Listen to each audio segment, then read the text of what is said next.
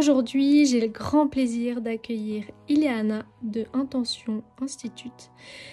On va parler aujourd'hui de spiritualité, de business, d'argent.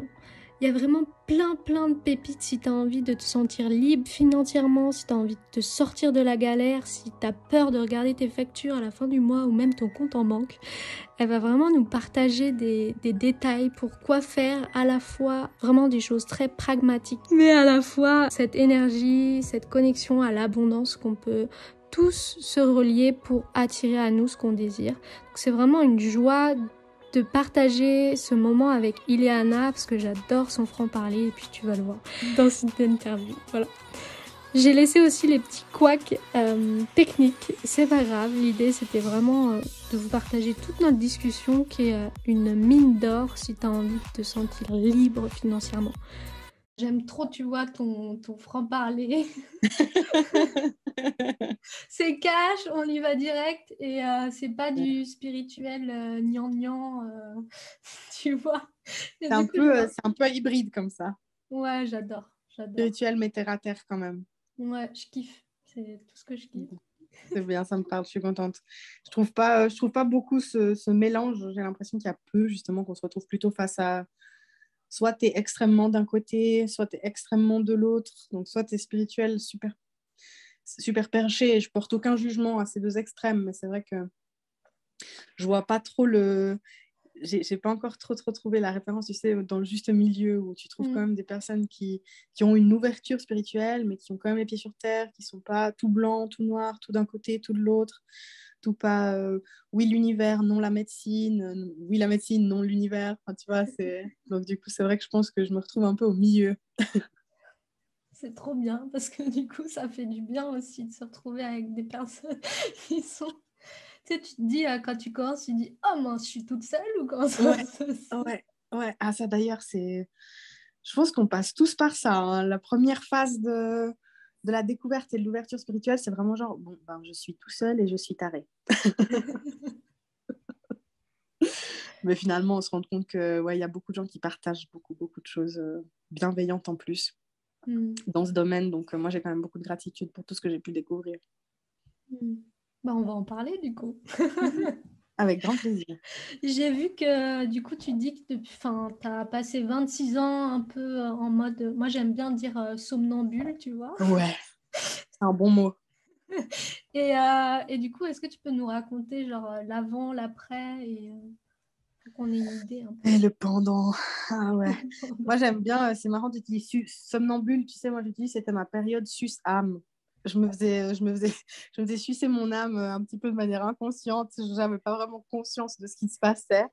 Donc, oui, ben, en fait, quand je dis 26 ans, en réalité, bah, forcément, j'ai vécu une très belle enfance. Donc, moi, je suis née en République dominicaine. J'ai vécu une très belle enfance. Je suis très bien entourée avec des parents aimants et puis une famille adorable, enfin, vraiment. Mais malgré ça, c'est aussi ça qui est un peu particulier, c'est qu'on se dit souvent, tu sais, quand on parle de quelque chose qui ne va pas, on le remonte à des traumas d'enfance ou à des trucs qui sont passés. Ben, moi, je ne suis pas dans ce cadre-là, donc des fois, c'est pas toujours simple même à expliquer et moi-même à comprendre, mais j'ai quand même tout d'un coup développé un problème avec ma personnalité, quoi, où j'aimais pas qui j'étais, j'étais pas sûre de ce que je voulais faire, j'avais des idées, mais j'osais jamais vraiment aller jusqu'au bout de ces idées parce que je n'avais pas confiance que dans l'environnement dans lequel j'étais, les gens qui m'entouraient, ces idées étaient valides en fait, et puis qu'elles méritaient d'être explorées. Donc j'ai beaucoup essayé de faire ce qui était socialement le mieux et ce qui était le plus acceptable pour la famille, pour les gens, pour voilà. Puis je reconnais que c'est une bonne chose que j'ai exploré ces choses-là parce qu'évidemment, j'ai appris les leçons les plus importantes de ma vie. Donc, j'ai fait un peu d'université, je suis allée en fac de droit, et puis j'ai fait 2 ans, un échec monumental. Ensuite, j'ai fait l'université en lettres et en informatique, en anglais, français, informatique, pour être exact. Et puis, quelques mois, puis aussi catastrophe, enfin, ça ne me correspond pas du tout, j'étais malheureuse à souhait. Et puis, pendant cette période, donc c'était début de la vingtaine, enfin ouais, entre 22 et 26, c'était vraiment une période où j'ai j'avais l'impression de vivre une double vie, vraiment, où il y avait la partie que je montrais aux gens. Ah oui, dans ce sens-là, ok. Ouais, ouais, où j'avais la partie vraiment que je montrais aux gens, je faisais les études, etc. Puis il y a la partie, genre, à l'intérieur, où j'étais là, je déteste tout.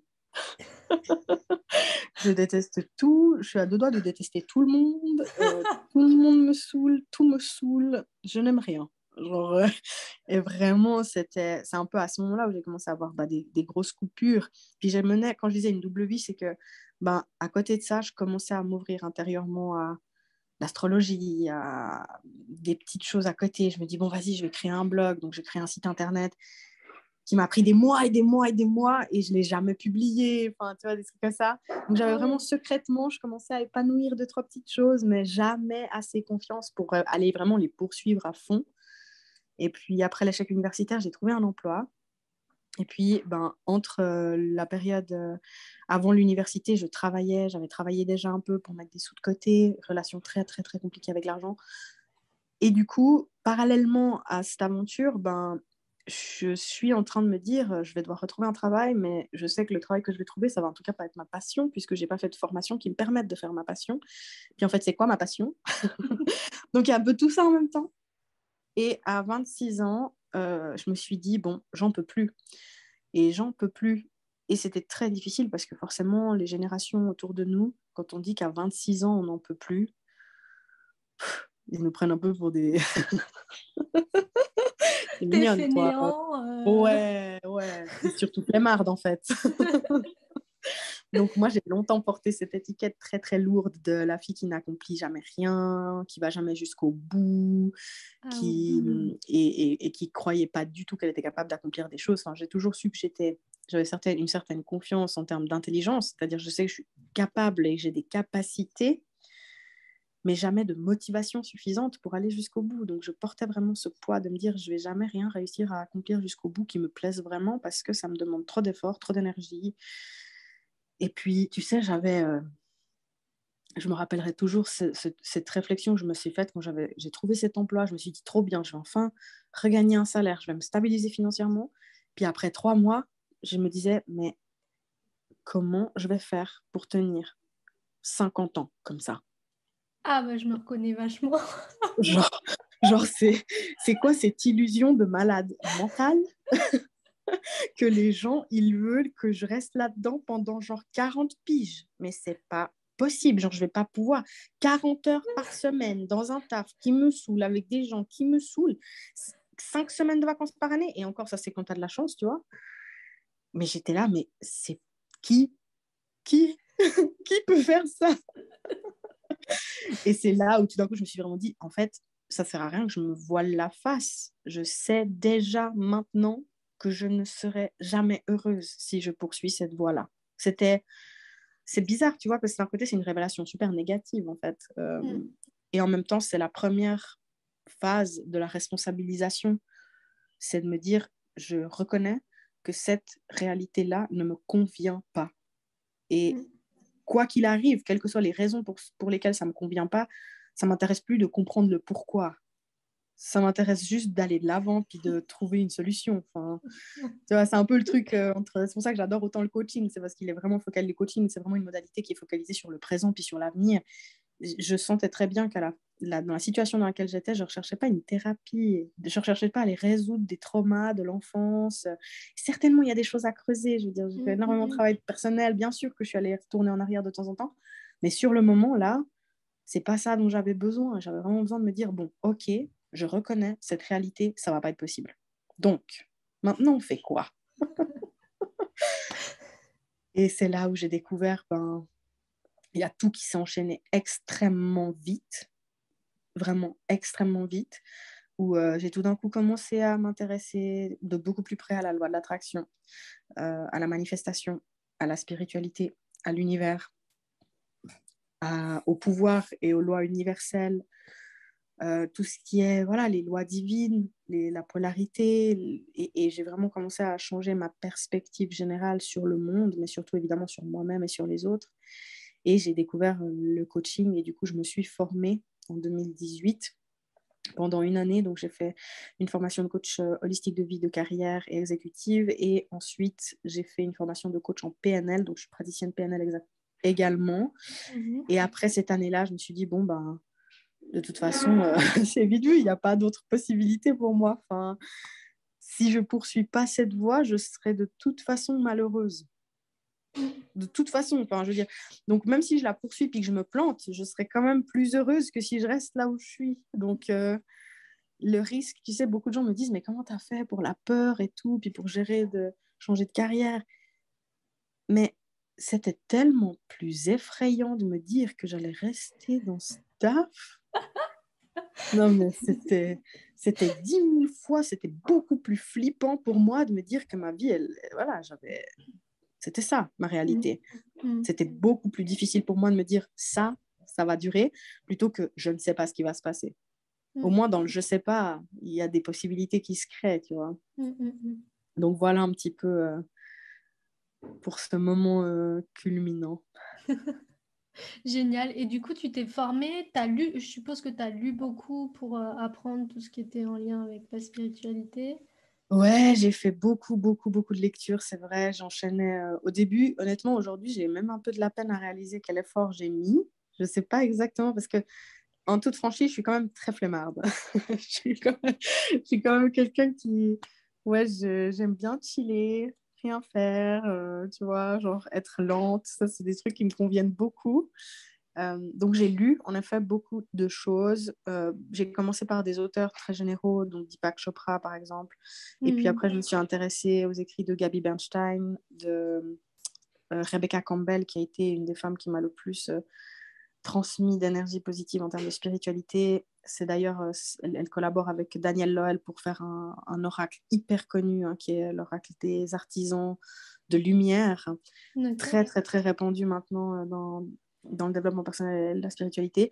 Mais j'ai commencé à lire beaucoup de choses, puis après, évidemment, Tony Robbins, et puis du développement personnel, et puis après, des choses plus spécifiques, plutôt dirigées vers l'argent. Puis après, la grande mentor pour moi, c'est Louise Hay, accompagnée de Abraham Hicks, qui sont vraiment, je pense, les deux grands piliers, je crois, aujourd'hui de ma relation. Mais c'est vrai que j'ai beaucoup lu, mais je me suis formée dans une école internationale au niveau du coaching, au niveau de la profession, parce que c'était important pour moi. Étant en Suisse, c'est vrai qu'on a des conditionnements très, très forts au niveau des certificats, des diplômes, de la légitimité des choses. Et donc, du coup, j'ai fait une formation pour un petit peu combattre mon imposteur, je dois le dire.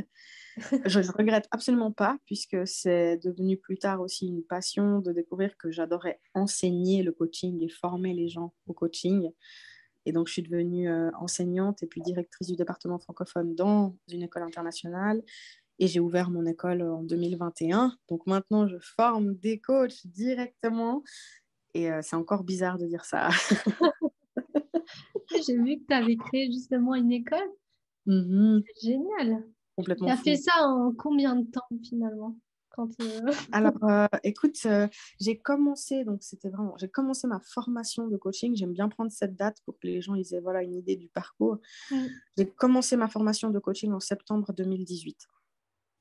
Je l'ai terminée avec la PNL en juillet 2019.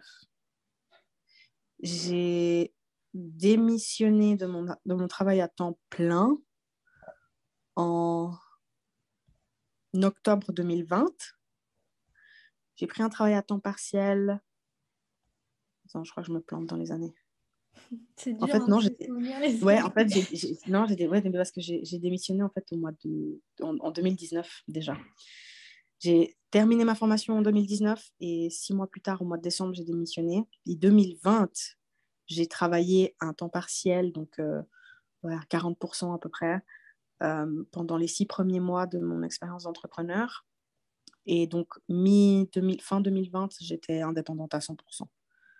Et donc, 2021, c'était ma première année en tant qu'entrepreneur à 100% qui vivait pleinement de son métier. Et juillet 2021, j'ai ouvert l'école. Oups. Bah, c'est bien, ça nous fait une petite Ouais. transition. Excellent. Donc voilà, 2022, en fait, ça va être ma deuxième année en tant qu'entrepreneur à 100% qui vit de sa passion. Ça, la pièce n'est pas encore tombée. C'est bien, ça permet de se rendre compte de tout ce qu'on a fait. Ouais, c'est Donc vrai. finalement, tu as fait ça en 2 3 ans en fait. Oui, voilà, 2, 3 ans. Je dirais que c'est bien de compter 3 ans. J'aime bien compter large pour pas faire semblant que ça va. C'est en 6 mois, tu sais. Mm. Donc ouais, je dirais que 3 ans. Puis c'est aussi cette transition. Ce qu'il faut comprendre, c'est que c'est très difficile d'expliquer aux gens exactement ce qui s'est passé parce que il faut, quand on décide de faire un changement radical comme ça dans sa vie, ça agit sur tellement de plans. Finalement, il y a plusieurs de nos réalités qui changent. Pas juste la réalité professionnelle, mais aussi la réalité émotionnelle, la réalité financière, la réalité de notre communication avec les autres, la réalité relationnelle qu'on a avec nos amis, notre famille. Il y a tout, tout, tout qui bouge en même temps. Et Mm. honnêtement, c'est violent. Ouais, Comme changement, c'est violent. je suis d'accord avec toi. Ouais.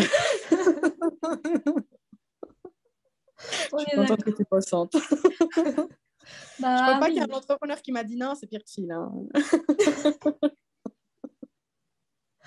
Non, enfin, vraiment, Enfin, tu dis que tu es une flemmarde, mais franchement, je pense que tu travailles aussi très dur et que, en fait, on aime tellement ce qu'on fait, tu vois, que des Ouais, fois, on c'est se rend ça. pas compte. Et c'est un peu nos proches, ils se disent, ah, mais tu travailles tout le temps. Ouais, c'est vrai. Ouais, ouais. Tu vois. Mais c'est tellement particulier avec cette histoire de flemmardise, tu sais, c'est de nouveau, c'est toujours tellement compliqué d'expliquer aux gens ce qui se passe. En fait, c'est aussi une histoire de rythme. Mm, Il y a des personnes pour qui, ben, il faut savoir, on a été conditionné pour travailler 8 heures par jour, 5 jours sur 7, et c'est la normalité. Et en fait, moi, ce rythme-là ne me convient pas du tout. ah, bah enfin, je me rends compte Ah que... ouais, bah ouais. Mais ça ne veut pas dire que je travaille plus ou moins, mais ça veut dire que l'intensité pendant laquelle je travaille, elle diffère énormément. Quand on travaille 8 heures par jour, de lundi au vendredi, en fait, on répartit notre effort de travail du Mm, lundi au mm, vendredi. Et des fois, on chill, des fois, on chill pas, des fois, on est plus stressé, des fois, on est moins stressé, des fois... et on répartit tout ça. Et ça, c'est quelque chose qui ne me convient pas. Moi, j'ai besoin d'être, soit quand je travaille 10 heures de suite et je suis un monstre, une machine de guerre, mais après, c'est 2 jours de repos où je me laisse complètement porter par le flow. Si j'ai envie de travailler, je travaille. Si j'ai envie de chiller, je chill. Si mm. je suis inspirée, je me laisse inspirer. Et donc, en fait, c'est là où la flemmardise, elle entre souvent en compte. C'est parce qu'on a l'impression que si on travaille un jour, puis qu'après on se repose pendant 2 jours, c'est qu'on est flemmard. Mais en réalité, c'est juste que notre intensité de travail peut varier d'un être humain à l'autre. Et le but, et c'est pour ça que l'entrepreneuriat est si extraordinaire, c'est qu'on a la liberté de pouvoir enfin trouver son cycle de travail, son rythme de travail, et de se dire comment est-ce que je peux construire une expérience professionnelle autour de ça. Et là, c'est un privilège énorme, évidemment, de Mm. pouvoir le faire. Top. J'adore. Moi aussi, je suis un peu. Je suis à. Je sais pas si tu connais les chronotypes. Oui, Il y a hyper. le lion, le Ouais, loup, le ouais, dauphin. juste, Je juste. suis un loup, alors forcément, je Ah, corresponds pas du tout au fonctionnement, tu vois. ouais, ça c'est particulier. Hein. Moi aussi, des fois, il y a des gens qui me demandent du travail, de quelle heure à quelle heure? Et je dis, ben, des fois, je commence à 18 heures. Je travaille jusqu'à 2 heures du matin. Ouais. Et j'adore. C'est mon horaire préféré. Forcément, j'ai le privilège encore de ne pas avoir une famille et de ne pas avoir Mm, mm, d'enfants, mm. etc. Donc, mais de nouveau, enfin, voilà, j'ai beaucoup de reconnaissance et je trouve vraiment que c'est un privilège de pouvoir découvrir justement si naturellement on se laissait vivre, comment est-ce qu'on aimerait travailler? Et si on arrive à créer un travail en fonction de ça, c'est ouf. Ouais, et puis cette chance aussi d'être entrepreneur. Enfin, je sais pas, tu fais beaucoup à distance et en visio, mais on a aussi cette chance de pouvoir, tu vois, moi j'adore être dans la nature et travailler dans la nature, et du coup, bah, c'est une chance, tu vois. De ouf, clairement. Et c'est vrai que oui, tout à fait. Hein. Moi, le work from home, c'est la plus grande bénédiction que j'ai. Je sais très bien que le Covid a causé des choses affreuses sur la planète, mais si on peut parler d'un des bénéfices, c'est que tout d'un coup, du jour au lendemain, les gens, ils ont dû trouver une nouvelle manière de travailler et ils ont dû s'adapter à cette nouvelle manière de fonctionner et ils ont réalisé qu'en réalité, ben, il y avait des avantages et des inconvénients comme pour tout d'ailleurs, mais beaucoup d'avantages quand même qui peuvent créer de réelles différences dans la vie des gens. Pareil pour les inconvénients, tu me diras, mais je préfère toujours voir le verre à moitié plein. Et c'est vrai que pour moi, ça tombait à pic parce que ben voilà, j'avais lancé mon entreprise. Ça m'a permis aussi d'être les gens autour de moi et travailler aussi depuis la maison. Et donc, il y a quand même cette sorte de cohésion générale qui se fait où tout le monde sait qu'on est là-dedans. Puis je t'avouerais que socialement, ça m'arrangeait bien d'avoir la petite excuse de non, je travaille. Parfois, ça fait du bien.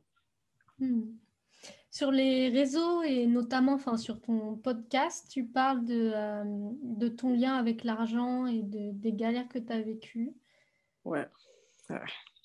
Est-ce que tu peux nous partager des astuces ou, enfin, je sais que le podcast d'ailleurs, enfin, pour ceux qui nous écouteront, ils pourront aller l'écouter parce que enfin, tu donnes vraiment plein d'astuces. J'essaye. Merci beaucoup déjà de reconnaître ça, ça me fait très plaisir.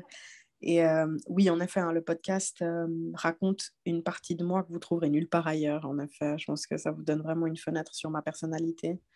Comme je suis en podcast, c'est comme je suis avec mes clientes, c'est comme je suis avec mes élèves, c'est comme je suis, voilà, c'est vraiment mon monde. Donc, si vous voulez voir comment je suis, c'est sans filtre, comme a pu vous le dire Cécile. Ouais, l'argent, c'est mon sujet préféré de tout l'univers parce que je pense que on n'en parle pas assez, pas sincèrement, pas dans le marketing qu'on voit comment faire 50 000 francs en 2 heures et demie. Pas ça, le vrai rapport à l'argent, notre vraie relation à l'argent, notre éducation de l'argent, notre histoire financière, quelle est l'histoire de nos parents autour de l'argent, nos grands-parents autour de l'argent. L'argent a toujours fait partie de l'être humain, hein. Je veux dire, les échanges de biens, le troc, etc., ça a toujours fait partie. Donc, c'est dans nos gènes, il y a des choses qui sont transmises dans nos gènes, dans nos corps. Et c'est vrai que moi, j'ai commencé à être dans la merde financièrement, je crois, à partir de 17 ans, quelque chose comme ça. Et beaucoup de factures impayées, aucune gestion administrative. Et des fois, quand je parle à des personnes qui sont très organisées aujourd'hui, qui n'ont jamais eu une facture en retard, qui n'ont jamais eu de dette, elles sont toujours bouche bée. Genre, mais comment c'est possible que tu arrives à... Comment tu peux réussir à pas payer ta facture? Puis, il faut comprendre que personnellement, c'était une autre réalité. Pour les personnes qui sont dans la merde financièrement, il faut comprendre qu'il y a tellement de honte et de culpabilité autour de la dette. On associe la dette à quelque chose de mauvais. Et c'est un choix de perspective. On nous indique que c'est pas bien d'être endetté, mais c'est faux. C'est un mensonge. Il y a tellement de honte et de haine et t'es endetté, t'as des problèmes d'argent, c'est que tu sais pas gérer, c'est que c'est toi qui es mauvais. Et donc forcément, ta réalité financière est un reflet de ta relation à l'argent, de comment toi tu considères l'argent. Mais la vérité, c'est que nos conceptions autour de la dette, autour d'être dans la merde financièrement, elles sont hyper, hyper toxiques. Quelque chose que j'aime bien partager, c'est d'essayer de simplement changer notre perspective et puis de se dire que finalement, une dette n'est rien d'autre que le choix de payer quelque chose en plusieurs fois. C'est pas forcément que tu es un être humain mauvais et que tu sais absolument rien gérer si tu as des dettes. C'est que tu as fait un choix. Je ne suis pas sûre qu'il est bon ou qu'il est mauvais. Mais par exemple, pour les personnes qui sont en Suisse, vous avez intérêt à avoir des dettes. C'est très connu, hein, je veux dire, pour vos impôts. Pourquoi les gens, ils achètent, tu crois? Il faut. Ouais, ça, quand j'avais entendu ça, ça m'avait fait bugger. Non, mais il faut Ouais. faire des dettes et tout avec la mais banque en parce que... Suisse, Et j'étais là, ah ouais? mais non, mais c'est pas bien. Bah oui, parce qu'on nous a dit c'est pas bien, il faut avoir de l'argent. Mais voilà, il y a tellement de choses intéressantes autour de ça. Moi, je me suis retrouvée vraiment dans une situation financière très compliquée. Donc, je devais avoir 23 ans, comme ça, je devais avoir presque 25 000 francs de dette en poursuite. Donc, parce que psychologiquement, mentalement, émotionnellement, ça n'allait pas du tout. Moi-même, mon hygiène de vie n'était pas correcte, je n'ouvrais pas mes factures, je n'étais pas responsable. C'était des mauvais choix que je faisais, puis je les accumulais. Puis j'étais déjà adulte, hein. Légalement, je veux dire, voilà, on pouvait déjà me dire, mais t'es adulte, comment ça se fait que t'étais pas responsabilisé? Parce que des fois, on est con. Et puis en fait, c'est normal parce qu'on Oui, est et des puis êtres humains. ouais, et puis des fois, à force, quand on a des factures qu'on n'arrive pas à le payer, on préfère pas regarder. Exactement. Genre, On mais fait pourquoi je les. vais ouvrir si je sais que j'ai pas l'argent pour la payer?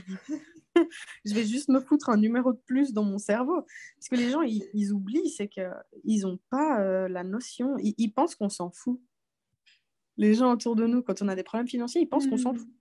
Ah, On ne ok. s'en fout jamais. C'est le poids le plus difficile à porter, d'ailleurs. C'est horrible d'être endetté. On se sent coupable, on a honte, on a peur. On se lève le matin, on pense à ça, on se couche le soir, on pense à ça. À chaque fois qu'on doit sortir notre porte-monnaie, on pense à ça, on se dit je n'ai pas l'argent pour payer ce que je m'apprête de payer. Mais je suis avec des gens, j'ai besoin de ça, je suis dans la nécessité d'eux, ou alors je panique parce que j'ai vraiment une relation avec l'argent très toxique et du coup, dès que j'ai de l'argent, même si j'ai des dettes, je suis là, oh, je vais aller m'acheter un truc qui me fait plaisir parce que de toute façon, on va me le prendre pour un truc de toute façon qui va me faire chier, donc autant que je le dépense dans un truc qui me fait plaisir, donc et puis on panique. Et puis il y a tellement, tellement de comportements financiers qu'on ne regarde pas plus que ça. Et donc, ma recommandation, ma première astuce, comme je disais d'abord, c'est d'essayer de changer nos perceptions autour de, je dirais, 4 grands mots. D'abord, la dette. Ensuite, comment est-ce qu'on conçoit acheter de l'argent, acheter des choses, pardon, avec de Ah, l'argent. j'allais dire. Ouais, non, Ah ouais, là, c'est trop stylé. non, ça va un peu loin. Non, du coup, comment on perçoit le fait d'acheter des choses, comment on perçoit le fait d'épargner de l'argent, comment on perçoit le fait de s'endetter et comment on perçoit le fait d'investir. Et je pense que déjà en regardant, nous, nos conceptions autour de ces termes, on va pouvoir se dire, quelles sont les émotions qui sont liées à ces conceptions-là? Qu'est-ce qu'on essaye de se prouver à nous-mêmes? Quels sont les besoins qui se cachent derrière ces conceptions? Et si c'était faux? Et c'est souvent ça, c'est souvent là où la magie se passe. Hein. C'est selon qui est-ce que ça, c'est vrai? Selon qui est-ce que c'est mauvais d'avoir des dettes? Qui c'est qui nous a appris ça? Quand est-ce qu'on l'a appris? Et pourquoi est-ce qu'on trouve que c'est vrai? Est-ce que c'est vraiment nous qui trouvons que c'est vrai? Ou alors est-ce que c'est parce qu'on a vu des gens souffrir autour de nous? Et du coup, on s'est dit, je ne veux pas souffrir comme eux. Mais est-ce que c'était la vérité absolue ou c'était juste... c'est jamais la vérité absolue. Donc, je pense que ça, c'est la première chose. Et la deuxième chose, c'est vraiment de se demander quelles sont nos habitudes autour de l'argent. On a constamment des habitudes de l'argent. On baigne dans la réalité dans laquelle on est, en tout cas ici en Occident. L'argent fait partie de notre quotidien. Quelles sont nos habitudes avec l'argent? Est-ce que tu es quelqu'un qui regarde ton compte tous les jours pour regarder combien il y a d'argent dessus, ou est-ce que tu es quelqu'un qui fuit ton compte absolument puis tu le regardes qu'une fois par mois quand tu dois payer tes factures? Est-ce que tu es quelqu'un qui, quand tu reçois une facture, tu t'énerves, tu pètes un câble, ah purée, il faut encore payer ça, toujours payer, oh là là, on fait que recevoir des factures, j'en ai marre, je travaille que pour payer mes impôts. Je vois trop de gens comme ça. N'est-ce pas? N'est-ce pas? Tu vois tout de suite, tu vois. Ou alors, il y a d'autres personnes, voilà, j'ai reçu 100 francs, et puis le lendemain, il ne reste plus rien. Quelles sont nos habitudes autour de l'argent? Et de vraiment s'intéresser et d'être brutalement honnête avec soi-même, regarder ses habitudes, et puis commencer à remarquer que ces habitudes, 99% des cas, c'est la preuve et le reflet direct de notre réalité actuelle. Et donc, forcément, si on veut changer la réalité financière, il faut se responsabiliser puis changer les habitudes financières. Et c'est vraiment par là que je commence. Et puis, c'est une grande histoire d'amour, hein, moi et l'argent, parce que ça m'a fait souffrir énormément. Ouais, j'adore ce que tu dis dans le podcast. J'adore, tu dis, alors les mecs à côté, c'est gnognotte. Ouais. J'étais là, ah ouais, et tout. Ah, c'est bien ouais. vu. Ouais, c'est exactement ça. Moi, je suis contente, au moins je suis consistante. Donc, tant J'adore, je mieux. dis, ah ouais. Et puis après, quand tu nous amènes dans le podcast à nous dire, ok, c'est comme si c'était une personne. Tu C'est vois, tu m'as clairement fait ça. pleurer ce matin. Ah J'ai ouais. dit, ah ouais, et tout. Ah, et puis du coup, bah ouais, tu recrées un lien, effectivement. Et complètement. Et ça change tout quand on se dit, mais si je pouvais avoir une relation avec quelqu'un, quelles sont les valeurs que je voudrais implanter dans cette relation? Et à quel point comment on construit la confiance? Comment tu peux avoir confiance? Il y a des gens, ils n'ont absolument pas confiance en l'argent. Genre, ils sont là, je sais de toute façon, l'argent va entrer et il va se casser. Ils n'ont pas confiance qu'il va rester. Et j'étais comme ça d'ailleurs. Hein. Je me disais, de toute façon, je vais recevoir de l'argent, mais j'ai tellement de factures qu'on va me le prendre. Donc, je sais que c'est une relation à court terme, quoi. C'est pas... c'est un flirt d'un soir. Non, mais vraiment, c'est un bisou volé, le truc. Enfin, donc, je pense vraiment il y a ça. Ou alors, au contraire, il y a les personnes codépendantes. Genre, il faut impérativement qu'il y ait de l'argent sur mon compte tout le temps. Il faut toujours qu'il y ait plus d'argent sur mon compte et qu'il ne sorte jamais. Et ça, c'est les mamans poules, tu vois. C'est les genre, je te protège, tu ne dois pas sortir de mon espace. Dans tous les cas, les extrêmes ne sont jamais recommandés parce que l'argent, c'est une énergie qui est faite pour circuler. Elle n'est pas faite pour être stagnante. On le sait très bien aujourd'hui. Le pire endroit dans lequel vous pouvez laisser votre argent, basically, c'est sur votre compte en banque. Parce qu'au niveau des intérêts et tout, c'est n'importe quoi. Vous allez perdre. C'est ridicule. Donc, c'est juste que d'être dans ces extrêmes et de repérer quels sont justement nos propres extrêmes autour de l'argent, à quel point est-ce qu'on évite le sujet, à quel point est-ce qu'on a honte. Et puis, ce que je trouve hyper intéressant pour moi, ce qui était très très fort, c'est ce que je voyais autour de moi. Donc, quand je voyais des gens riches, qu'est-ce qui se passait en moi? Et il y a des niveaux de richesse, hein, j'habite en Suisse, tu vois. Bah, moi aussi, quand je vais en Suisse, mais je kiffe. J'adore la Suisse pour ça. Ah bah, tu m'étonnes. Non, mais c'est un privilège de voir ça. Tu vois ce que je veux dire? De nouveau, on peut être hyper déclenché et puis le voir comme un truc horrible, mais c'est là où je trouve qu'il faut s'interroger. Ben ouais, si ça t'énerve, demande-toi pourquoi. Si ça te fait péter un câble, si tu trouves que ces gens, ils sont mauvais, si tu as des jugements, c'est des préjugés, il n'y a rien d'autre à dire. Je veux dire, il y a des gens, bien sûr, il y a des gens riches, très, très cons. Très, très cons, c'est vrai. Mais il y a des gens pauvres, très, très cons aussi. Exactement. Mais exactement. C'est pour ça que je dis, mais t'as pas besoin d'argent pour être con. Hein. Je connais des gens très, très, très, très cons, et ils n'ont pas un rond. Et ils sont vraiment très cons. Hein. Enfin, au niveau de la connerie, je peux te dire qu'ils n'ont pas besoin d'argent pour faire vraiment beaucoup de merde. Donc, il n'y a vraiment aucune vérité absolue à part celle de nos propres perceptions sur le monde. Et pareil, si on pense que les riches, c'est des gros cons, tu penses bien que ton subconscient, il ne voudra jamais que tu sois riche. Sinon, tu vas simplement être un gros con. Sinon, tu vas devoir devenir un gros con. Sinon, tu auras peur de devenir toi un gros con. Donc, forcément, tu vas toujours être là, genre, non, non, non. Enfin, oui, j'aimerais bien, mais non, pas trop quand même non plus. Donc, je pense que moi, c'est un travail qui m'a beaucoup aidée. Et c'est vrai que j'ai commencé par la base, hein, je ne vais pas mentir, j'ai commencé vraiment par la base, qui est la loi de l'attraction, la manifestation, et puis avoir vraiment cette notion de l'énergie, de l'abondance. Je ne savais pas ce que c'était avant, l'énergie de l'abondance. Du coup, comment est-ce que tu peux nous l'expliquer un peu? Enfin, si je comprends bien, déjà, il y a la première base, c'est regarder la réalité en face et voir. Parce que je veux bien qu'on soit un peu perché. Ouais, clairement. Mais tu vois, c'est là où j'aime bien être hybride. Voilà, on est hybride. Du coup, la base, c'est regarder comment on fonctionne, responsabilisation. regarder nos comptes, gérer ça. Enfin, voir un cas devant nos yeux. Voilà, arrêter en tout cas de cacher. Déjà, arrêter de se cacher de l'argent. C'est-à-dire que moi, personnellement, je suis quelqu'un qui va regarder tous les jours mes comptes. Et avant, ce n'était pas le cas. Avant, je ne savais jamais et je regardais jamais. Et ça me saoulait d'aller regarder parce que j'étais là, je sais que de toute façon, ça va diminuer. Ce chiffre va toujours aller vers dessous, jamais vers en haut. Ça va être, j'étais aux études en plus, donc j'étais là, ça va être en haut dans 15 ans, s'il te plaît. Enfin, et donc, déjà se responsabiliser, puis se dire, qu'est-ce que je peux faire avec déjà ce que j'ai? Parce que la vérité, c'est que la façon dont tu gères 20 francs, la façon dont tu gères 200 francs, la façon dont tu gères 200 000 francs ou 2 millions, si tu ne sais pas gérer 200 francs, tu vas galérer à gérer 250 000 francs.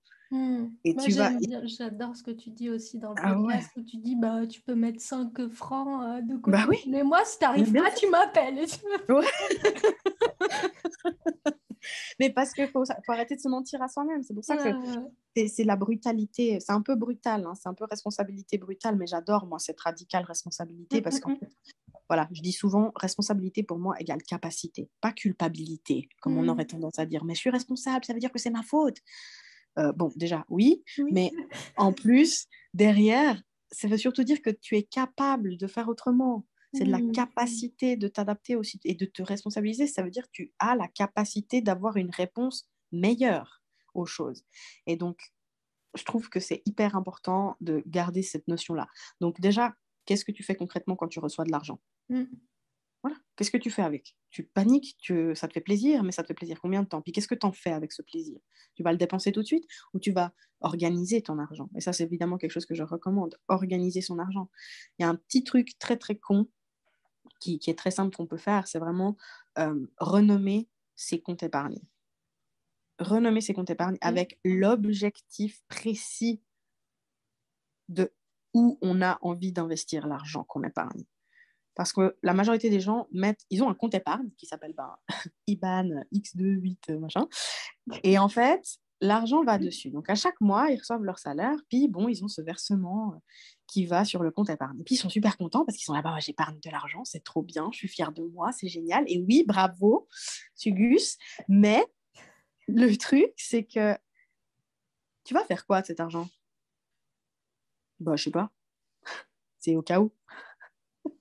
Ok, bah appelle-le en cas d'urgence. Voilà. Mais parce que tu vois, consciemment, quand tous les mois, tu épargnes de l'argent en cas d'urgence, c'est une énergie totalement différente que si tu épargnes de l'argent pour ta nouvelle voiture, pour ta nouvelle maison, pour ta nouvelle formation. L'énergie, elle est complètement différente. Et ce qui se passe, c'est pour ça que je recommande d'avoir plusieurs comptes épargne, c'est que je pense que quand tu mets de côté uniquement sur un seul compte, à chaque fois que tu vas avoir une urgence, une facture imprévue, un investissement que tu as envie de faire, tes vacances, tu vas toujours prendre sur le même compte. Et je pense qu'énergétiquement, ça t'empêche d'avoir de la clarté par rapport à ton argent. Donc, je recommande d'avoir plusieurs comptes, par exemple, un pour tes vacances, un pour ton éducation, un pour les impôts, et un pour autre chose ou un objectif à long terme, pour que tu puisses, à chaque fois que tu mets de l'argent dedans, te dire yes, je suis trop contente, cet objectif-là, je m'en rapproche. Yes, je suis trop contente, mes impôts sont pris en charge. Yes, je suis trop contente, cette formation, je m'en rapproche également. Et ça donne vraiment envie de continuer. Ouais, ça donne envie de continuer à épargner comme ça. Puis quand on va se connecter sur notre application pour voir combien d'argent il y a sur notre compte en banque, on va voir ses objectifs. On va pas juste voir IBAN 384-200. Quand on voit IBAN 384-200, on a envie de sortir de l'argent. quand on va tout d'un coup, on va se dire oh, j'adorerais m'acheter la Play 5. Vas-y, dans mon IBAN 58200, il y a assez d'argent pour me l'acheter. Go. Tu vois ce que je veux dire? Alors que si, quand tu te connectes sur ton appareil, tu vois prochain voyage en Grèce, la Play 5, c'est pas très intéressant à côté de ça, désolé. Et du coup, tu as conscience des choses. Et c'est ça que je trouve très, très important, c'est que finalement, c'est cette responsabilité, ça passe par apporter de la conscience à notre relation financière. Donc, je dirais que, voilà, ça, c'est des petites astuces, des petites choses que je propose à mes clientes pour que ça fait beaucoup de différence, honnêtement. Et puis, pareil, travailler avec des pourcentages. Au lieu de dire, je mets un montant tous les mois, mettez un pourcentage de votre revenu tous les mois. Ce qui fait que des fois, vous allez mettre 2,50 francs peut-être. Mais c'est OK. Ouais, OK. Parce que c'est proportionnel à ce que vous gagnez, c'est proportionnel. C'est pour ça que c'est des systèmes qui sont aussi super, parce que vous n'avez pas besoin d'être riche pour apprendre à gérer. Vous n'avez pas besoin d'avoir un montant astronomique pour apprendre à gérer. Vous avez juste la possibilité de commencer de là où vous êtes. Et petit à petit, vous allez voir que quand vous avez la bonne organisation financière, quand vous avez le bon container, eh ben, l'argent a beaucoup plus envie d'entrer dans votre espace au niveau énergétique. Et c'est là où j'allais en venir au niveau de la manifestation. Ah, cool. Voilà. Donc là, il y a le côté pratico-pratique où il y a vraiment des choses concrètes qu'on peut faire. Et puis après, je pense que c'est très important aussi d'apporter de l'intention. J'ai appelé mon business l'Institut Intention. Donc, autant dire que voilà, c'est par là que j'ai commencé à apporter de l'intention dans ma vie, c'était changer ma réalité financière. Et puis, je me suis basée d'abord, j'ai commencé par m'intéresser aux écrits de Catherine Zenkina, qui est Manifestation Babe, qui elle m'a ensuite guidée vers une mentor qui s'appelle Amanda Frances, que j'adore, hein, qui a écrit un livre très récemment qui s'appelle Rich as Fuck, que je recommande vivement. Elle explique vraiment des choses accessibles et vraiment, c'est un bouquin que j'adore. Je recommande Amanda Frances, vraiment, c'est une de mes numéro un mentor, je pense, dans le monde par rapport à ce qu'elle fait. Je suis totalement... j'adore sa personnalité, elle est un peu excentrique comme ça, mais voilà, très unique. Et en fait, au niveau de la manifestation et de la loi de l'attraction, il y a quand même ça va au-delà de l'argent. C'est vraiment cette énergie d'abondance, comme je le disais. Et alors, l'abondance, évidemment, ça va être pas si simple à décrire pour moi, mais c'est cette espèce de moment de grâce où on oublie tout et dans l'instant présent, on a l'impression qu'on est immortel et on ressent qu'on a tout. Tout ce dont on a besoin pour vivre. On est là et on se dit, là, si j'arrête tout de suite, si je prends une photo de ce moment actuellement là, mais rien que là, je la ressens, juste en te disant cette phrase, cette abondance. Je suis là, je te parle, j'ai un téléphone pour te parler, j'ai mes oreilles pour t'entendre, je suis assise, j'ai deux jambes pour me lever, je peux boire si j'ai soif, j'ai ma bouche pour m'exprimer, ma voix pour m'exprimer, je suis assise au chaud, je te vois avec mes yeux, j'ai mes lunettes pour te voir correctement, il faut savoir que je suis très myope. C'est de l'abondance, je baigne dans l'abondance. J'ai des lunettes, j'ai mon téléphone, c'est du matériel, mais j'ai des habits pour me tenir chaud, je suis assise sur un canapé qui est confortable. Enfin, tout ça, c'est de l'abondance. Et donc, je pense qu'il y a vraiment cette notion aussi de se reconnecter à l'ici, au maintenant, et de faire les choses avec intention, et de se dire, quand on prend conscience que là, tout de suite, j'ai absolument tout ce qu'il me faut pour être, en fait, on n'attend pas grand-chose, du coup, de plus. Comment pouvoir exiger plus, n'est-ce pas? Donc, il y a un peu ce jeu qui est très particulier. Puis évidemment, la manifestation, c'est un sujet que je peux aller en profondeur dessus, mais ce qui est important, je pense, c'est de se rappeler que autant il faut se déculpabiliser par de nos désirs. Donc, c'est OK de vouloir davantage, c'est OK de vouloir plus d'argent, c'est OK de vouloir plus de choses, tant qu'on a une intention derrière. C'est-à-dire que qu'est-ce que tu vas faire avec ce plus de choses? Qu'est-ce que ça va t'apporter en tant qu'être humain? Qu'est-ce que tu vas avec quoi? Quel va être l'impact que tu vas apporter dans le monde à travers ce plus de choses? Qu'est-ce que ça va te permettre d'expanser de toi? Et je suis persuadée, ça c'est vraiment une croyance grâce à Amanda Frances justement, que j'ai implantée qui est l'argent dans les mains de gens bien rend le monde meilleur. Et ça, je le dis très souvent. Je pense que tu as peut-être entendu dans le podcast justement. Ouais. Et... Et du coup, la manifestation, c'est un petit peu cette espèce de frontière entre je désire des choses et quand je ressens le bonheur que ça apporterait d'impacter le monde à travers les choses que je désire, je m'aligne à la fréquence vibratoire de l'univers qui est celle de l'abondance, de dire tu as tout, tu es déjà assez, tu es déjà tout, et ce que tu ressens est fait pour te trouver. Donc quand tu ressens ce truc qui va impacter le reste du monde, ben, ça te met sur une fréquence vibratoire où naturellement, autour de toi, tu vois le reflet de ce que tu désires. Donc, j'utilise beaucoup, ça se développe énormément, évidemment, c'est un travail sur le long terme, tu ne peux pas le faire un jour et puis arrêter, il y a beaucoup de consistance, mais c'est réellement sur cette base-là que j'ai basé mon business, sur cette base-là, sur ces fondations-là que j'ai bâties. Ensuite, j'ai bâti mon entreprise, j'ai changé ça par rapport à qui j'étais, et ensuite, j'ai construit une entreprise sur cette base-là, ce qui fait qu'aujourd'hui, c'est très particulier, hein, mon activité là actuellement, j'ai toujours honte et en même temps je suis entre la honte et fière. J'ai pas posté, je crois depuis décembre 2021. On est au mois de mars 2022. C'est vraiment en termes En termes de marketing, je suis la personne la moins consistante qui existe. J'ai enfin réussi à trouver un certain rythme avec mes stories, mais typiquement, le contenu que je suis en train de poster, je l'ai préparé en novembre 2021. Donc, autant dire que, voilà, la meuf, en termes d'organisation, marketing, publicité, tout ça, j'ai pas trouvé encore mon truc, mais je n'ai pas besoin de faire de vente pour l'instant. Là, typiquement, ça fait 3 mois. J'ai pas, j'ai fait, je crois, une fois en janvier parce que j'ai lancé un challenge en story. Mais depuis le mois de janvier, j'ai pas eu besoin de parler de mes services. J'ai pas eu besoin de vendre tous les jours mon offre. J'ai pas besoin d'expliquer qu'est-ce que je fais, combien de temps ça dure, la logistique.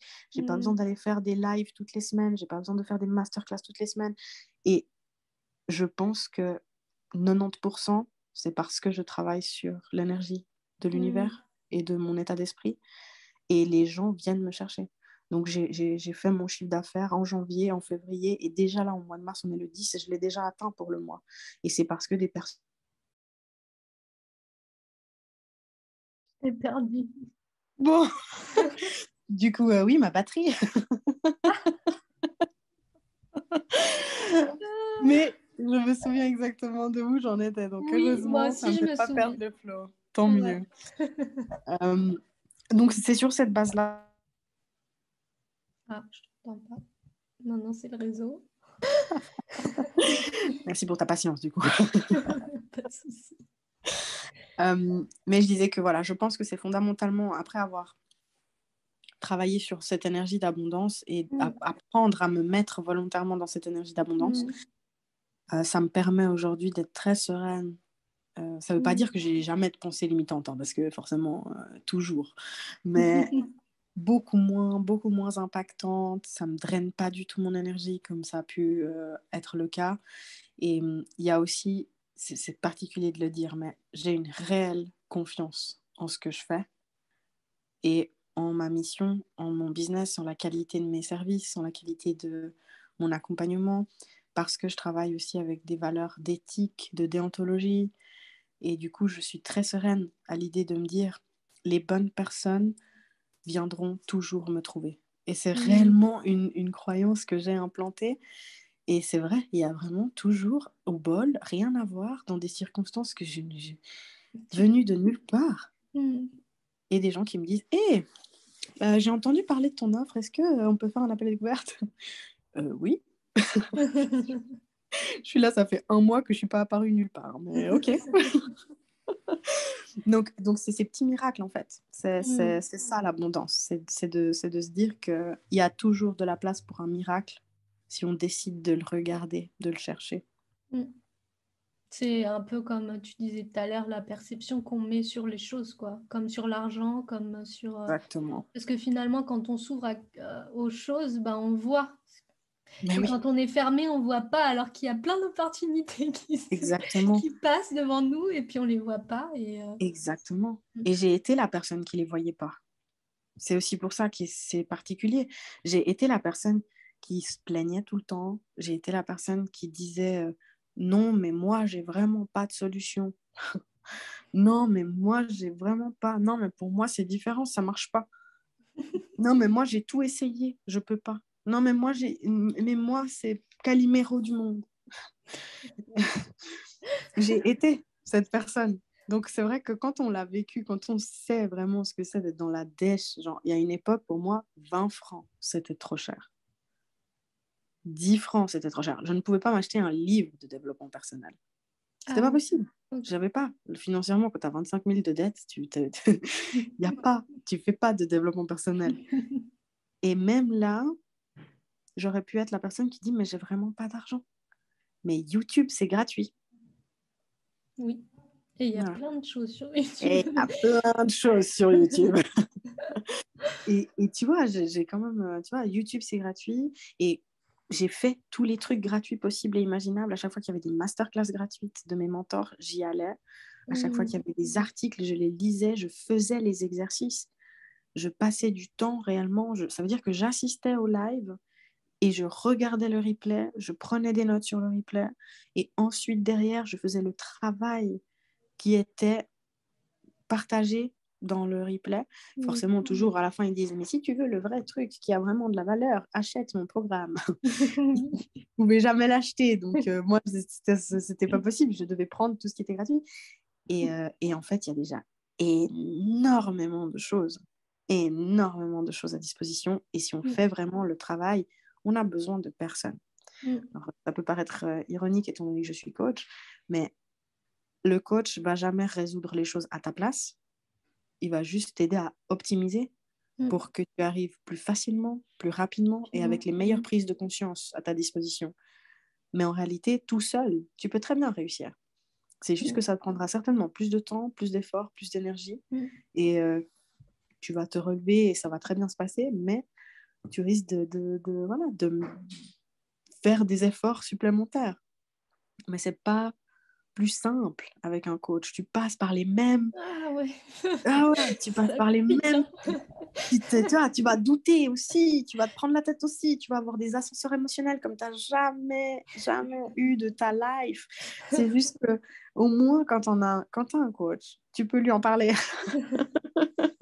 Parce que quand tu es tout seul, parce que forcément, j'ai commencé toute seule, donc j'avais pas beaucoup d'argent pour investir dans quoi que ce soit.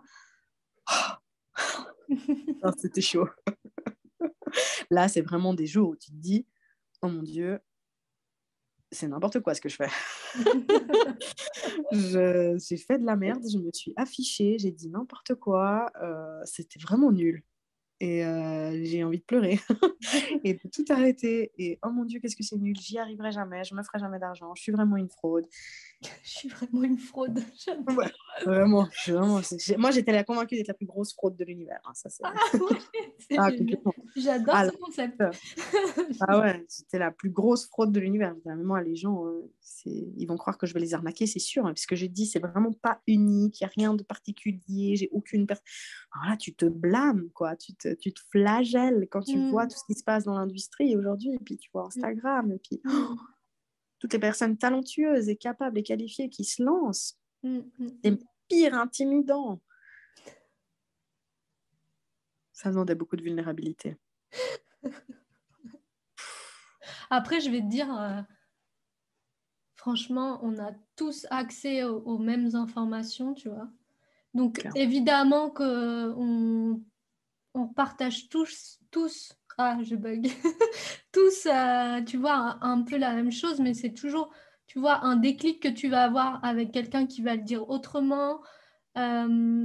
Puis, enfin, ouais, je pense qu'on a tellement accès à tout que l'information, elle est déjà là.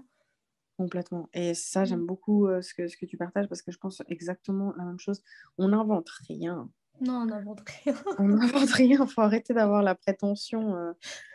On n'est pas là pour inventer, on est là pour canaliser avec notre énergie. Mais on n'est pas là pour inventer quoi que ce soit. On est là pour dire ce que nous, on pense de ce qu'on connaît. Et puis, en effet, moi, j'ai pu lire des phrases. Tu sais, c'est comme les phrases, les citations, là. Be the good you want to see in the world. T'as beau la lire 850 fois, tout d'un coup, un jour, il y a quelqu'un qui l'a dit pour la 850e fois, et t'es là. Ah ouais. Oh, grave. Ça me fait penser un petit peu aux embrouilles de couple, tu sais, genre, mais moi, je lui ai dit 40 000 fois de faire ça, mais par contre, quand ses copains Marc qui lui dit, ben là, il comprend tout de suite. C'est exactement la même chose avec l'univers, en fait. On est là, comme des cons, en mode, oui, je sais, mais oui, c'est bon, oui, je sais, mais tu sais rien du tout, déjà. Et en plus, tout d'un coup, un jour, tu vas dire, oh, enfin, je sais. Alors, tu vois, tu es là, mais j'ai été trop con de croire que je savais tout le temps. Et même, ce qui est intéressant, c'est que même quand ce jour-là, tu te dis, enfin, j'ai compris, 6 mois plus tard, tu peux encore réaliser que tu n'avais pas compris. Mais c'est ça. C'est tout à fait ça. C'est ouf. En fait, ouais, on est tout le temps là. Ah, c'est un truc de ouf, hein. Tu dépasses tout le temps des stades. Ça m'arrive très souvent avec la thématique du lâcher-prise. Je me dis toujours, j'ai assez travaillé sur le lâcher-prise. Je connais le lâcher-prise. Je suis coach. Genre, c'est bon. Le lâcher-prise, je maîtrise. Donc, déjà, l'oxymore par excellence. Ouais, c'est ça. Mais du coup, ben ouais, tu te dis, le lâcher-prise, c'est bon, j'ai capté. Puis 6 mois plus tard, dans ta gueule. Ok, je croyais que j'avais capté. En fait, c'est pas ça. C'était pas ce que je croyais. En fait, il y a encore plus. Ah ouais, en fait, je peux y aller encore plus profondément. Encore le lâcher prise. Ok, je peux plus te voir. Et finalement, tu vois que jusqu'à la fin de ta vie, tu vas avoir ces thématiques qui sont hyper importantes et puis qui vont à chaque fois, toi, te faire évoluer vers la version de toi qui est là, puis qui a envie de sortir depuis le début, en fait. Puis tout inconfort, je pense, dans la vie des gens vient du fait qu'ils doivent désapprendre quelque chose Hmm. qu'ils ont appris. Je pense vraiment que ça, c'est ça. On doit désapprendre des choses qui nous bousillent pour rien. Typiquement, tout ce qui est autour de l'argent, autour de la carrière professionnelle, il faut que, il faut les désapprendre. Et alors, quel effort, vois-tu? L'effort de toute une vie. C'est clair, j'adore. Et du coup, en termes de pratique pour l'énergie, Mhm. t'es sur quoi? Ouais. T'es sur au quotidien, te sentir dans cette abondance-là? Oh non, je n'ai pas cette discipline. Non, j'ai pas cette discipline. Comme je te le disais, c'est vrai que pour les personnes qui connaissent un peu le human design, moi je suis projecteur. Donc ça donne déjà Ah, peut-être un. bah, j'allais te demander, au tout début quand tu as parlé, Ah bah je dis, voilà, ah, elle est projecteur. ouais, je Je suis suis sûre qu'elle est projecteur. projecteur. Ouais, ça c'est voilà. Je suis projecteur, Bah, on se ligne retrouve alors. 1-3. Voilà, ouais, ça. Donc ligne 1-3. Et en fait, donc ça c'est pour les personnes qui parlent le langage human design. Mais pour celles qui ne connaissent pas le human design, je vais peut-être parler avec un langage un peu plus général. Mm. En fait, de manière générale, je suis quelqu'un qui a des cycles. C'est-à-dire que je ne fais pas les choses consistent. J'ai pas de routine. J'ai pas de truc que je Mm. fais tous les jours. C'est impossible pour moi. Et des fois, je crois que je peux. Hein, donc, je vais essayer quand même parce que le monde autour de moi me convainc qu'il faut. Il faut que. Voilà. Mais je ne suis pas comme ça. Donc, en fait, j'ai appris des techniques, j'ai appris des méthodes pour l'énergie. Méditation, journaling, respiration, EFT, hypnose, astrologie, enfin voilà, j'ai appris plein de choses. Et maintenant, mon travail, je dirais le plus important, c'est celui de la conscience des choses.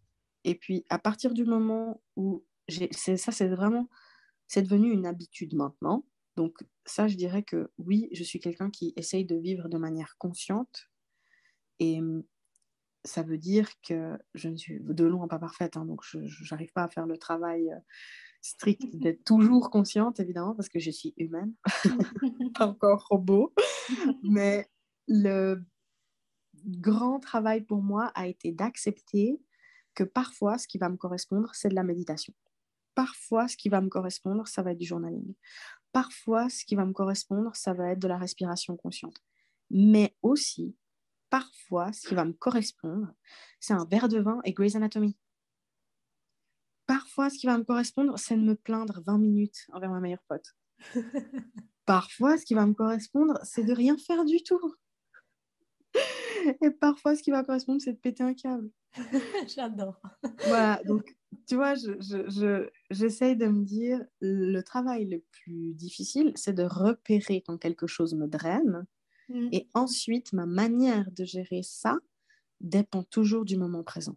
Mm. Il n'y a pas un truc que je me dis, il faut tous les jours que je fasse ça pour que. Ça, c'est pas une méthodologie qui fonctionne pour moi. Mais tu peux vivre une vie consciente. Et donc maintenant, ce qui se passe, c'est que typiquement au quotidien, ou s'il m'arrive quelque chose, enfin, je veux dire, s'il y a un événement qui déclenche une pensée limitante ou des pensées négatives, ou que je sens, voilà, qui crée des réactions physiologiques. Donc, typiquement, le cœur qui bat. Je suis quelqu'un qui n'aime pas du tout le conflit. Tu penses bien, en tant que projecteur, j'aime pas dépenser mon énergie là-dedans. Donc, j'aime pas du tout le conflit. Donc, par exemple, si d'un coup, je sens qu'il y a un conflit qui approche, j'ai le cœur qui bat, puis je suis là, oh mon Dieu, trop chiant. Je vais devoir argumenter, dire que je suis pas d'accord, et puis gna gna gna, puis gna gna gna. Et ça me saoule. Et ben, dès que je commence à entrer dans un discours négatif, Mais ça peut être évidemment pour toute autre chose, hein. Ça peut être par exemple, imaginons, on est le 20 du mois et j'ai fait 0 vente. Prenons ce cas-là pour les entrepreneurs. Mm. Tout d'un coup, je vais commencer à me dire, ah, purée, ça y est, ça a duré 2 ans et maintenant tout va se péter la gueule. Et j'ai des pensées comme ça qui arrivent, genre, mais t'es vraiment nul, t'as pas assez travaillé, tu t'es pas assez montré sur Instagram, t'as pas fait assez de pubs, tu vois, t'es vraiment une flemmarde, depuis le début, il fallait faire une stratégie marketing, les autres, ils y arrivent très bien, pourquoi t'arrives pas, t'es vraiment pas à la hauteur, mais t'es vraiment une fraude, et ça repart, et ça repart, et ça repart, tu vois. Quand je remarque, et c'est ça le travail le plus difficile, c'est de remarquer que c'est en train de se produire. Et donc, quand je remarque ça, maintenant, mon approche est complètement différente de celle d'il y a 4 ans en arrière. Il y a 4 ans en arrière, bah, déjà, je la laissais parler, cette voix intérieure.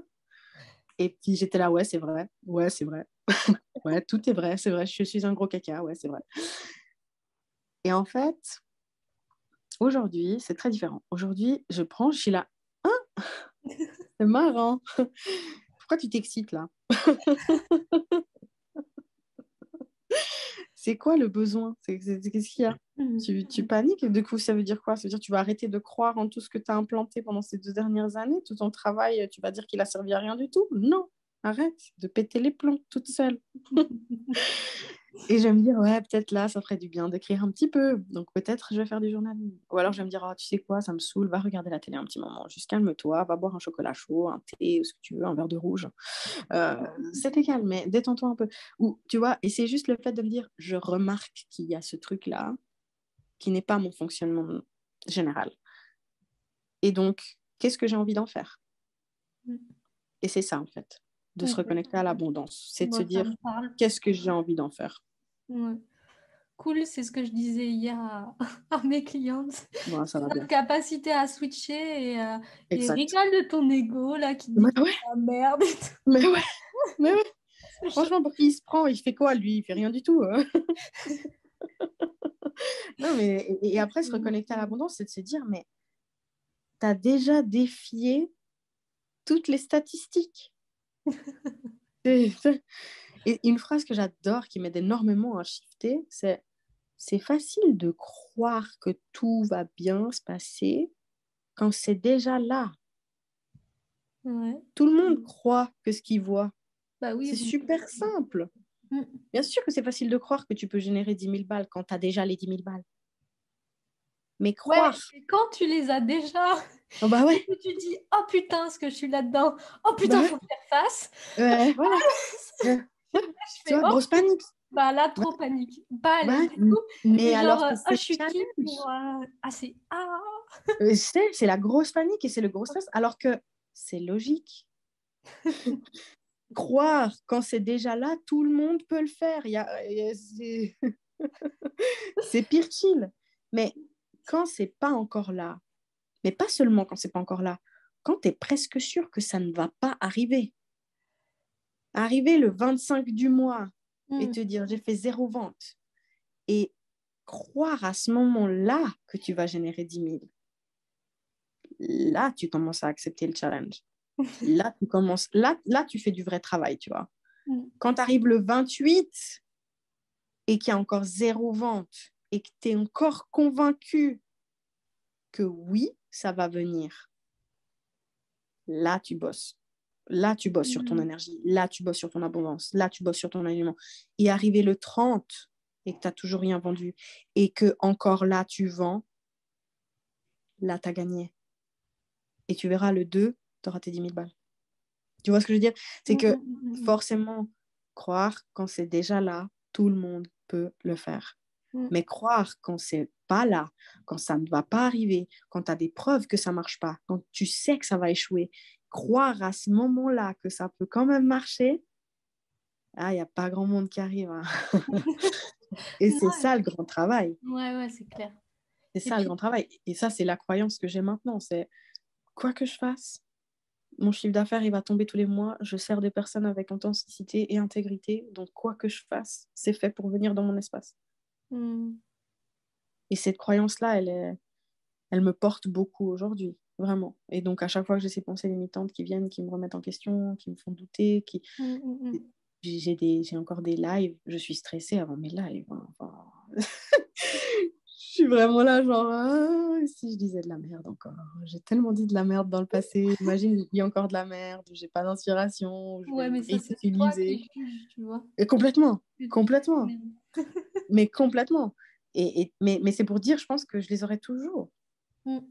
Elles sont pas faites pour disparaître. Et puis, j'ai pas envie qu'elles disparaissent parce que bah, déjà, j'ai un bon ego, donc ça me rapporte un peu d'humilité. Oui. Donc, c'est bien déjà. Et moi, je joue avec ces parties de moi maintenant, tu vois. C'est un peu comme les voix intérieures de Mm. l'ego ou les pensées limitantes. Je les ai un peu personnifiées, tu vois. Je les vois un peu comme des gens à l'intérieur de moi qui s'éclatent, qui sont vénères. Puis... Ouais, des fois, c'est un peu des petites drama queens, tu sais, qui sont là. Quoi, mais elle a utilisé la même police que toi, mais ça se fait pas, c'est vraiment pas gentil. Tu sais, c'est Karen, c'est des mini Karen. Donc, tu vois, je pense que ça aussi, si tu les prends, ces choses-là, avec légèreté, elles ont beaucoup moins d'impact sur toi. Et tu te laisses pas contrôler par elles parce que tu es la mec, la reine, rentre à la maison, va boire un mojito, pète un coup, quoi. J'adore, j'adore, j'adore. Et vraiment, j'encourage, ça c'est de la PNL aussi, hein, pour les personnes qui nous écoutent, qui ont cette voix un petit peu à l'intérieur. Visualisez la personne, imaginez qu'elle c'est une personne qui est un peu ridicule. Vous imaginez Shrek habillé en femme, par exemple, des trucs comme ça, avec une voix ridicule, vous imaginez, visualisez que c'est une personne ridicule qui est en train de vous parler, et je vous assure, son impact beaucoup moins crédible. Le problème avec nos pensées limitantes, c'est qu'on croit qu'elles sont vraies. Or, heureusement, Dieu merci, tout ce qu'on pense n'est pas une vérité. C'est juste une pensée, quoi, rien d'autre. Mais bon, c'est plus facile à lire qu'à faire, évidemment. Ouais. Ça demande du travail. Je ne vais pas le nier. Ça demande du travail d'arriver à ce déconditionnement. Et puis, je ne vais pas mentir non plus parce que c'est vrai que je ne suis pas quelqu'un qui suis consistante, mais quand je travaille beaucoup. Donc, si tout d'un coup, je décide de travailler sur quelque chose, tout d'un coup, je peux m'investir à fond pendant 2 semaines, 3 semaines, 3 mois. Ça dépend du travail en question. Puis je fais que ça et je suis à fond dedans et c'est vrai que je travaille vraiment vraiment bien. Quand j'achète une formation par exemple, j'y travaille à fond. Donc je lis, j'écris, j'écoute, je relis, je Ouais, réécris, je c'est réécoute. Voilà, une grande c'est malade. l'étudiante. Ouais, grande malade, voilà. C'est l'étudiante acharnée, tu vois. C'est Ouais, la c'est meuf ça. qui a raté l'uni mais qui avait quand même les compétences de réussir, tu vois, qui veut se prouver que c'est bon, c'est pas l'uni mais je sais bosser. Et même quand tu réécoutes, tu comprends un Ah autre ouais, niveau, tu vois. ah ouais, ouais, Comme ouais, ouais, ce qu'on complètement. disait tout à l'heure. Tu fais, ah, mais Exactement. elle a dit ça. Ah, mais là, Ah ouais. Ouais, exactement. J'avais pas capté comme ça. Attends, mais quoi? Mais j'ai pas noté. Mais pourquoi j'ai pas noté? C'est trop bien là. Ah, mais c'est clair. Et donc, j'adore travailler comme ça aussi. Donc, ça fait partie aussi de mes cycles de m'investir sérieusement dans mon travail quand j'y crois, quand j'aime. En général, quand je procrastine, c'est qu'il y a quelque chose qui me saoule. Et puis, voilà. J'essaye d'enlever d'aller tout ça. voir. Mais voilà, ça veut pas dire qu'il faut être réaliste. On y arrive. J'aime pas la pensée on n'a rien sans rien. Mais pour cette situation-là, elle s'avère quand même vraie. Il y a des efforts à faire, il y a des responsabilités à prendre, mais c'est pas quelque chose qui... C'est vraiment à la disposition de tout le monde de faire ces changements. Et c'est vraiment quelque chose que je recommande pour les personnes qui n'aiment pas forcément lire, essayer de trouver d'autres solutions, écouter des vidéos, Les écouter des podcasts. lives, écouter des podcasts. Mon Dieu, tout ce que j'ai appris grâce aux podcasts. C'est incroyable tout ce que j'ai pu apprendre. C'est des puits d'informations, mais extraordinaires, les podcasts. Juste à travers ça, vous pouvez redéfinir complètement votre vie, quoi. C'est ouf, oufissime. Ah, trop, trop bien. J'adore. Merci, merci, merci. Merci à toi, Cécile. Est-ce que tu veux nous parler de tes programmes ou... Ou La l'univers meuf s'en blasée, charge? non, je rigole. Non, c'est horrible. Non, non, la meuf blasée, il ne faut pas que je réagisse comme ça. Non, non, je suis très heureuse. Merci beaucoup de me donner une opportunité de partager ce que je fais. Je vais peut-être parler de deux choses peut-être qui sont en lien avec ce qu'on a partagé aujourd'hui. Le prochain grand événement qui va arriver pour l'Institut Intention, c'est la Ligue. Et la Ligue, ça va être ce programme général autour de l'argent, justement, autour de la guérison, la reprogrammation, l'expansion financière. Et c'est des programmes que je vais ouvrir qui ont un format un peu particulier. Chaque mois, il y en a 9 en tout par année, chaque mois, il y a un programme de 2, 3, 4 jours, 1 heure et demie par jour à peu près. Présentation sous forme d'éducation en fait. Donc, je transmets les principes, les leçons et les exercices qui m'ont moi permis de transformer ma réalité financière. Et donc ça, c'est la prochaine chose qui va ouvrir. Donc pour les personnes qui sont intéressées, elles peuvent simplement me suivre sur Instagram. Elles trouveront toutes les informations qui vont circuler là-dedans, Ok. sans autre sur la Ligue. Mais voilà, ça va démarrer en 2022 et je pense que, enfin, je vois vraiment ça comme un beau projet parce que j'ai été dans la situation où j'avais pas d'argent pour investir. Donc c'est pas un programme qui coûte cher. Alors attention, évidemment, ça c'est très relatif vis-à-vis de la situation de tout le monde. Évidemment, je suis consciente que cher, ben, ça va avoir des significations différentes pour tout le monde.